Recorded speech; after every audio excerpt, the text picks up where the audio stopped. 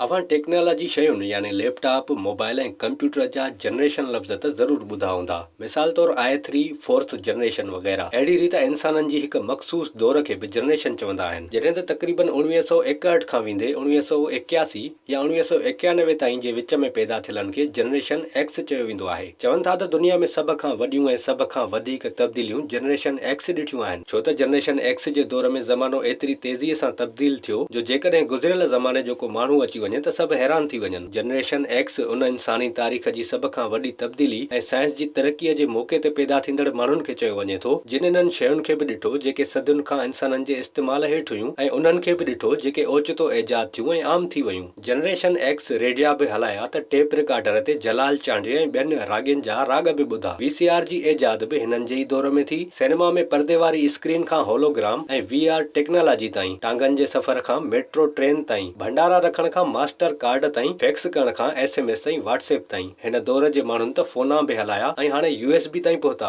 Black and white TV colour थींदे बि हिन दौर जे माण्हुनि ॾिठी ऐं हाणे त स्मार्ट एलईडी बि पहुची चुकी आहे। पहिरियां डायल वारियूं फोन्स हूंदियूं हुयूं ऐं हाणे स्मार्ट फोन्स आहिनि। लॻड़ उॾाइण वारा अॼु ड्रोन बि उॾाए सघनि था। ॻोठनि में नंढड़ा हट हूंदा हुआ ऐं हाणे दराज़ ऐं एमेज़ॉन जो दौर हली रहियो आहे। तेज़ तरीन वाईफाई, चोरनि जे पते लाइ सीसीटीवी कैमराऊं बि अची चुकियूं आहिनि। पहिरियां माण्हू वॾड़नि वटां कहाणियूं ॿुधंदा हुआ, हाणे फेसबुक ऐं सोशल मीडिया ते स्टेटस पढ़ंदा आहिनि। हथ वारा पखा सोलर एसी में तब्दील थी विया, लालटेन बदिलजी एलईडी बल्ब बणिजी विया। अहिड़ा केतिरा ई उरूज ऐं ज़वाल जनरेशन एक्स ॾिसी चुकी आहे। अव्हां खे हैरानी थींदी त कुझु मुल्कनि में हिननि जे पासपोर्ट ते बाक़ाइदा एक्स जनरेशन लिखियल हूंदो आहे। जॾहिं ही पोड़ा थी वेंदा ऐं पोटनि ऐं ॾोहिटनि खे पंहिंजे ज़माने जो किस्सो ऐं हालतूं ॿुधाईंदा त ज़रूरु उहे हैरान थींदा ऐं शायदि हिननि जी ॻाल्हियुनि ते केरु यकीन ई न कंदो। विज़िट कयो अवामी आवाज़ मीडिया ग्रुप जी वेबसाइट awamiawaz.bk